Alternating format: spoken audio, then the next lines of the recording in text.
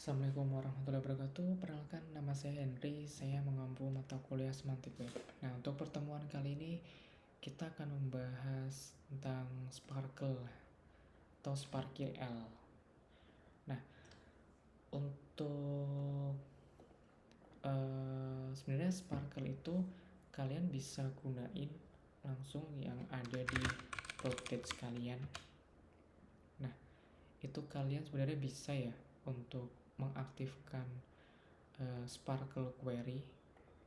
Nah, nggak tahu di sini punya saya nggak bisa muncul ya untuk Sparkle-nya ya.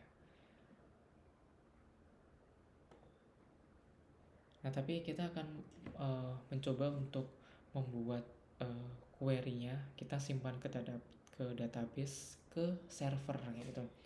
Nah, server yang digunakan kalian harus ngedownload yang namanya Apache Jena Fuseki.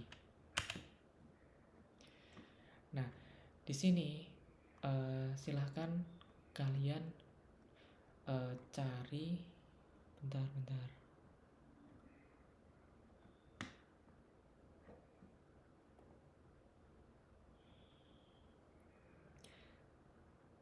Oh ya ini. Oke, bentar.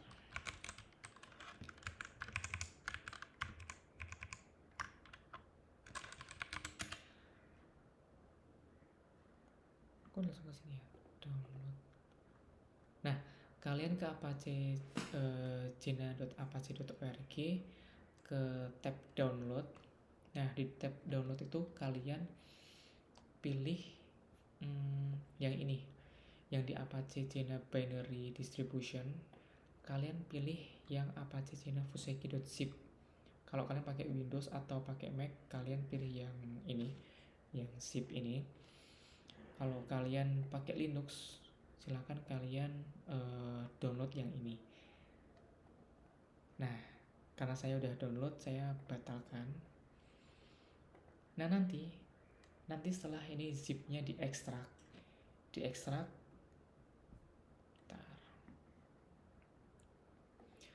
Setelah diekstrak itu, saya matiin dulu.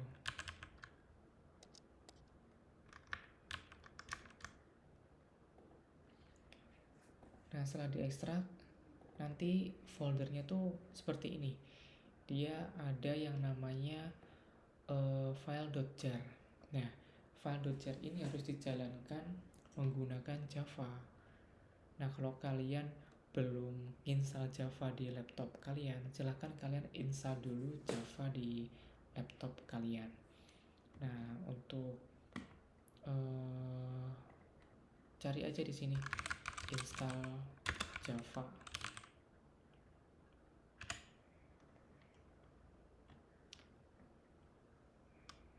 Atau enggak misalnya how to open file.jar in Windows. Nah, sini pasti akan mengarahkan ke harus install si sebenarnya OpenJDK ya.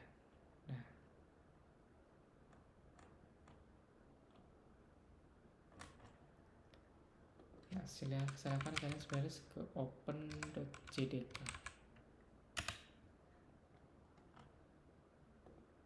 Nah, di sini klik yang ini. Nah, silahkan kalian download sesuai OS kalian. Kalian install. Nah, setelah diinstal, coba kalian running nih. Nah, jadi kan udah ada Java-nya nih.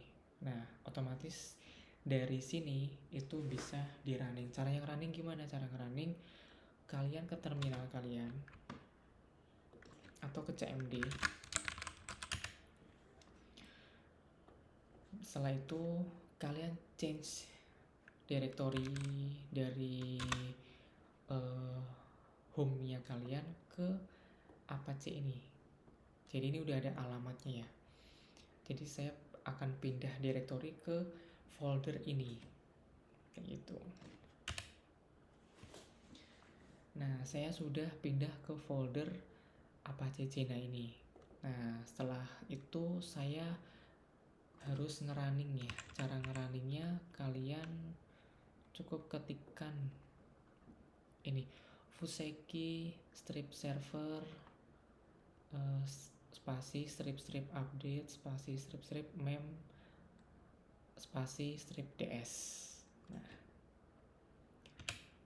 ketika kalian klik, nah ini akan running, servernya sudah running nih. Terus cara membuktikannya kalian harus buka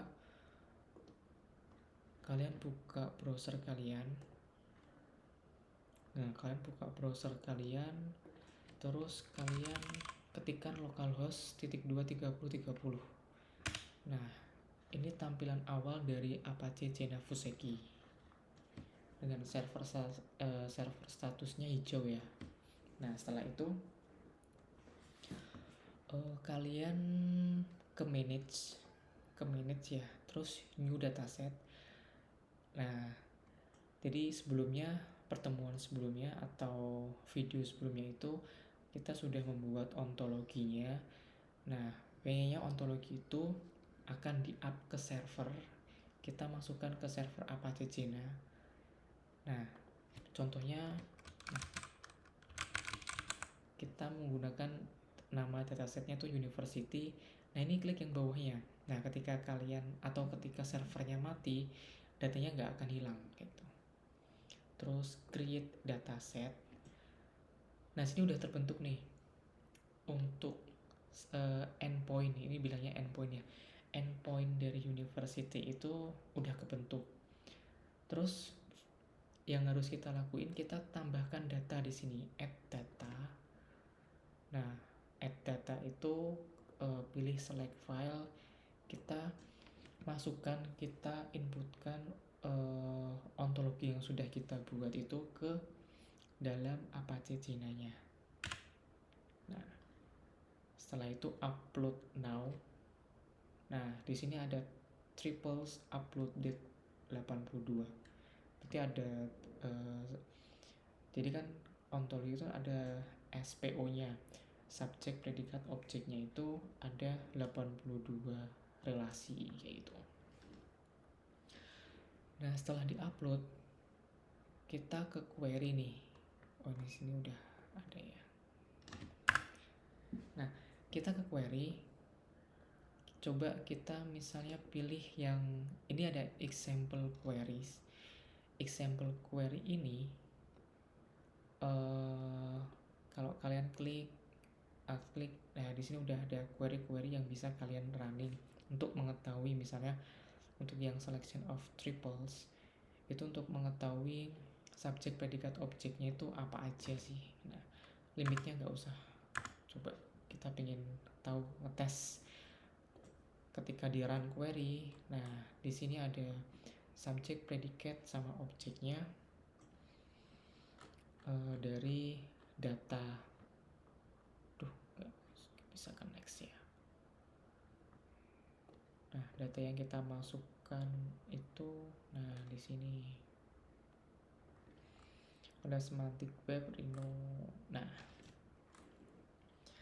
ini yang untuk simple, yang penting dari ontologi yang udah dibuat bisa ditampilkan subjek predikat objeknya di SparkQL-nya atau Sparkle-nya. Nah, langkah selanjutnya kita coba, ini kan terlalu nggak bisa dibaca ya, karena di sini mengandung ini tuh irinya, aktif ontologinya.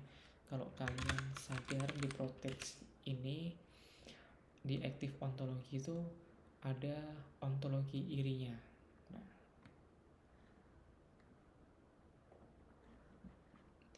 Nah ini subjek, predikat, terus objeknya baru bisa tahu nih objeknya tuh, oh ternyata Henry, ternyata ini NIDN-nya Henry kayak gitu. Terus langkah selanjutnya coba kita tampung prefix kita tampung ke variabel D misalnya.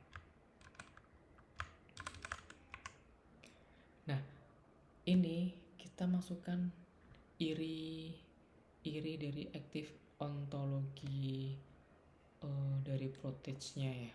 Nah, ini di copy. Itu di copy, masukin ke dalam sini. Nah, jadi ini untuk mempersingkat lah. Jadi kalau kalian udah belajar pemrograman, intinya dari variabel atau dari link ini ditampung di variabel D. Jadi kalau misalnya saya ingin memanggil irinya ini, cukup memanggil D. Nah, contohnya saya akan contoh simple dulu ya. Saya akan menampilkan nama dosennya itu siapa aja sih. Nah, jadi kalau di NDN juga. Jadi kalau di SQL biasa dia nggak ada tanda tanya. Tapi kalau di Sparkle ini harus ada tanda tanya di depan dari variabelnya yang akan mau ditampilkan. Gitu. Nah, misal saya kasih where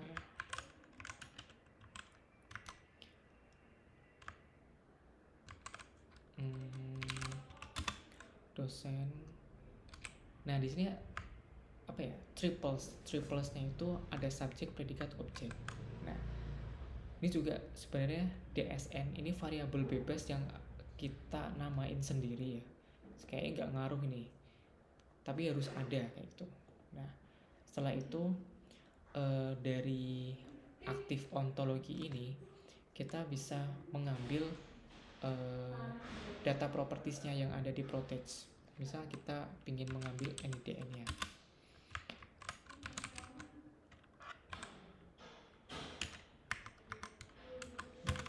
Seperti ini. Dan juga kita mau mengambil nama dosennya. Kita tampung di nama dosen.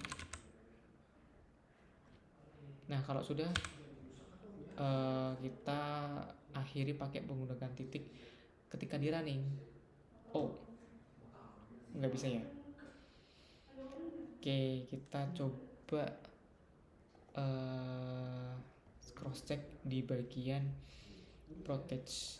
Apakah benar data propertiesnya itu nama dosen? Oke, nama dosen. Nama dosen dan NIDN.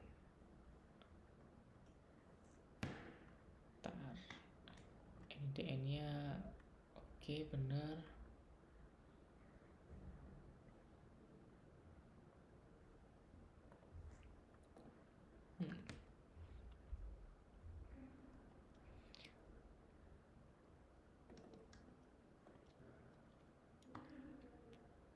Coba kita tambahkan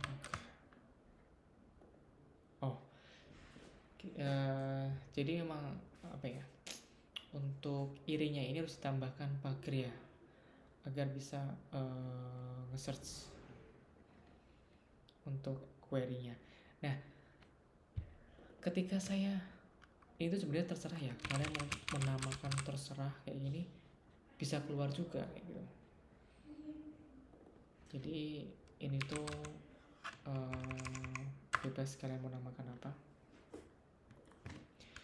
Nah, kalau kita bedah satu persatu, kan kalau SQL biasa select, kita pilih nih, kita mau memunculkan apa sih. Nah, ini tuh sebenarnya nama kolomnya. Kalian pakai besar kayak gini juga bisa. Nama dosen. Nah, ketika saya ngeklik NIDN dan nama dosen itu besar, otomatis yang ada tabel di kolomnya ini akan menunjukkan NIDN dan nama dosennya itu besar. Tapi kosong nih, dia row-nya itu nggak ada. Karena apa? Karena tidak sesuai dengan yang ada di sini. Jadi ini tipenya tuh kayak gini. ini ya, variabel DSN, tolong dong dari D-nya ini, dari aktif ontologinya iri ini, tolong dong carikan saya NIDN kayak gitu. Nama atribut NIDN. Oh, ada nih. Nah, ini kan sudah dapat nilainya. Nah, setelah itu nilai itu harus disimpan ke dalam sebuah variabel. Nah, disimpan ke dalam sebuah variabel. Kalau NIDN kecil kayak gini nggak bisa, karena harus sesuai dengan apa yang ada di select. Nah, jadi ini harusnya itu NIDN-nya besar, harus sesuai nih pokoknya, harus sesuai dengan yang ada di select. Nah, di sini nama dosen, NIDN. Intinya ketika saya sudah bisa dapat nilai dari si aktif ontologi iri ini, nilainya itu dimasukkan ke variabel select. Ya. Masukin variabel select ketika saya ngerunning. Dah, di sini akan muncul. Di sini akan muncul Henry dan Dian. Yang penting sama. Nah, perlu diingat di sini ada titik 2, di sini ada titik. Nah, titik 2 tuh artinya tuh kayak koma gitu. Jadi codingannya itu masih akan terus berlanjut gitu loh. Koma kayak gitu. Nah, kalau yang titik itu akhir dari sintak ini. Kalaupun nggak dikasih titik sebenarnya juga bisa juga di running. Tuh, saya sudah ngerunning dan hasilnya pun sama juga. Dia akan memunculkan NIDN dan nama dosen. Pun sama juga kalau saya pengen tahu mata kuliah yang tersedia di database-nya itu apa aja sih. Caranya sama. Di sini misal bebas ya, nama pakai besar, nama matkul kayak gitu. Nah, ini sebenarnya DSN juga sebenarnya bisa, tapi untuk biar lebih relate, saya ganti MK aja ya. Jadi kayak ini tuh mengarah ke tabel mana sih? Nah, tabel MK atau tabel mata kuliah. Nah, berarti setelah saya dapat variabel D ini yang menuju ke aktif ontologi irinya yang diprotege, saya ingin mengambil apa sih? Nama matkul. Nah, ini disesuaikan di protege sekalian. Di protege sekalian tuh variabel apa, propertiesnya itu apa, data propertiesnya itu apa, yaitu nama matkul ya. Nah, karena mata kuliah itu cuma ada, nah di sini kan kalau kalian lihat di individual, nah, mata kuliah kan di sini cuma punya mata kuliah itu di nama matkul aja ya. Mata kuliah itu punya data propertinya itu cuma nama matkul, makanya menampilkannya itu bisanya cuma nama matkul. Nah, setelah itu ini bukan lagi NIDN tapi select-nya yang ini. Nah, jadi nilai yang sudah didapatkan ini kayak nge-grab data dari URL ini. Setelah dapat datanya dimasukkan ke dalam variabel nama matkul. Nah, ketika di running, dia akan muncul nama matkulnya yang ada di database ini, semantik web dan pemrograman web. Nah, terus gimana caranya sih untuk ini kan masing-masing tabel ya, atau masing-masing kelas. Gimana caranya biar saya bisa memasukkan nama tabel dosen dan mahasiswa itu bisa saling bergabung, artinya ada join di sana, join antar tabel. Nah, itu kita definisiin dulu, kita mau select apa dulu. Misal di sini NIDN ya. Misal di sini ada NIDN, terus ada nama dosen, terus sama nama mahasiswa. Misalnya di sini berarti kelas dosen itu cuma punya dua data atribut ya, cuma punya dua atribut di tabel dosen, dan tabel mahasiswa itu punya atribut nama mahasiswa. Nah ini kan sebenarnya beda tabel nih. Nah ini harus dijoinkan. Nah misal kalau yang pertama itu dosen nih, berarti dari variabel D ini kita ingin mengambil NIDN, terus kita tampung ke dalam kita tampung ke dalam variabel NIDN ya. Setelah itu ini masih titik koma ya, kita lanjutkan lagi untuk D-nya itu mau ngambil nama dosen. Jadi NIDN dan nama dosen ini diambil dari data properties yang ada di ProText. Jadi harus sesuai nih sensitive case-nya ya. Jadi untuk panjang atau kecil atau besarnya huruf harus sesuai dengan yang ada di ProText. Nah, setelah kita sudah dapat nama dosennya, kita tampung ke dalam select ini. Dah, kalau di running apakah bisa muncul? Ya, bisa muncul antara NIDN dan nama dosen aja. Belum ada nama mahasiswanya karena belum dijoinkan. Nah, kalau ingin ngejoinin, sebenarnya kalian harus menambahkan yang namanya relasinya antar tabel itu lagi. Relasinya antar mahasiswa, dosen ya berarti ya. Relasi dari dosen ke mahasiswa itu apa sih? Dosen mengajar berarti kan ya. Di sini kita set mengajar. Dosen mengajar mahasiswa. Nah, mahasiswanya itu kita set variabelnya itu bebas mau pakai apa, MHS misalnya. Terus kita akhiri sintaknya menggunakan titik nih. Nah terus kita sambung lagi.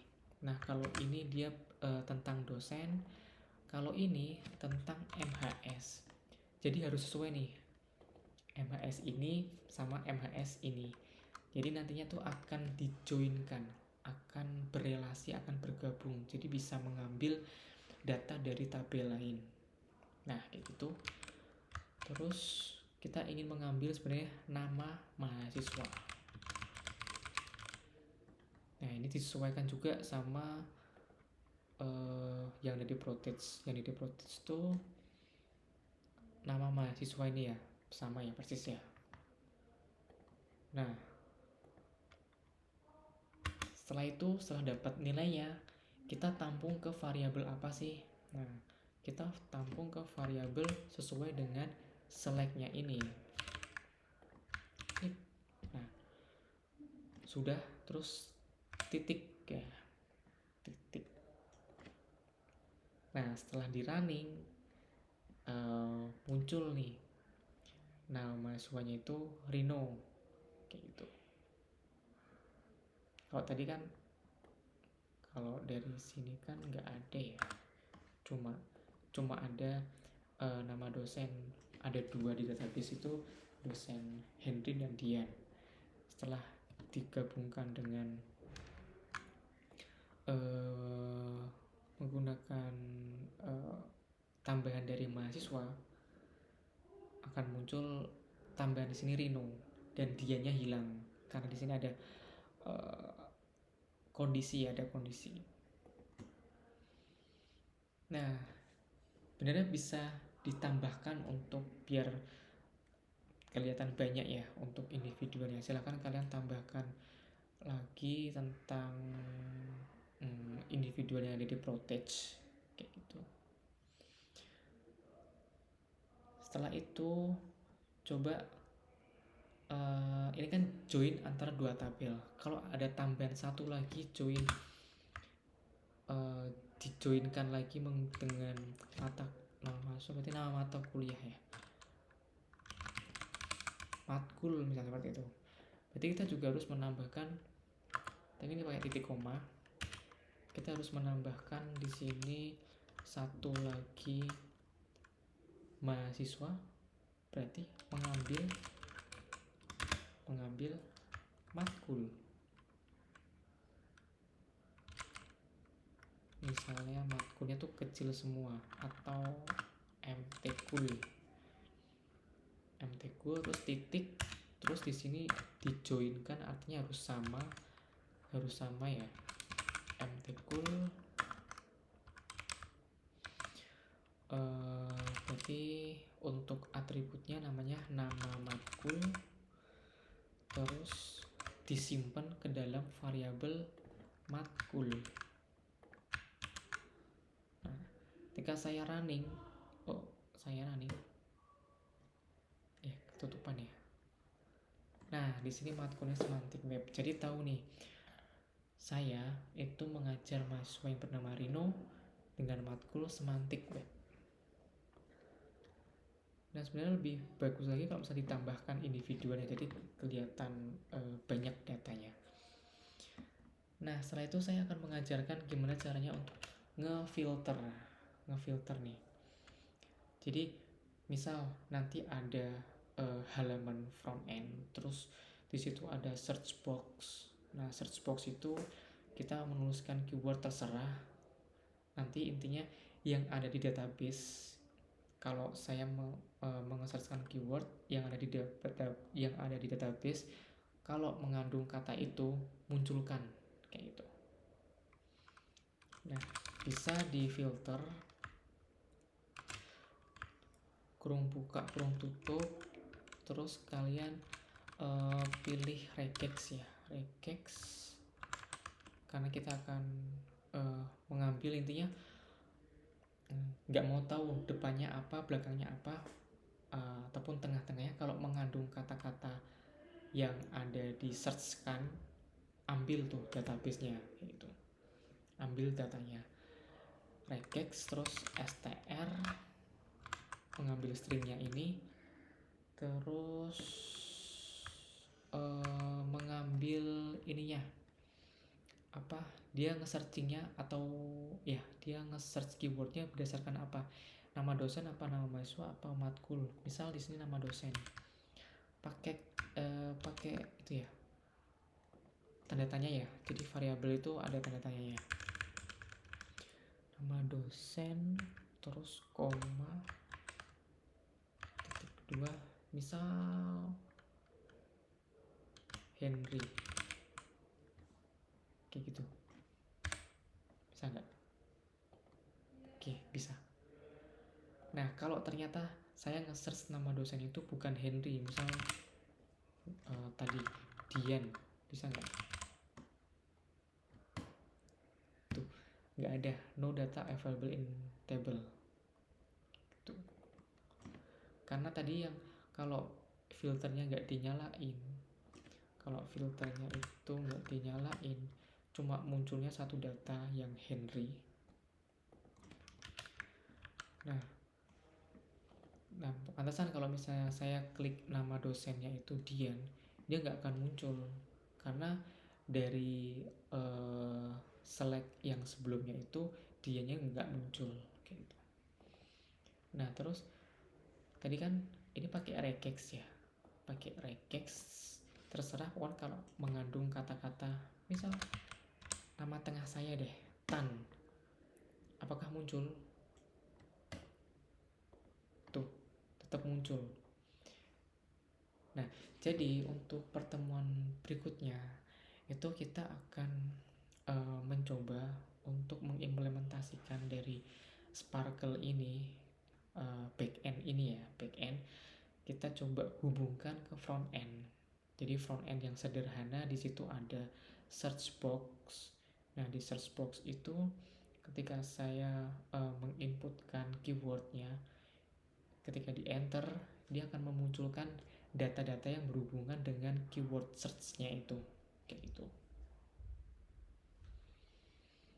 Nah, mungkin cukup sekian dulu untuk tutorial dari Sparkle ini.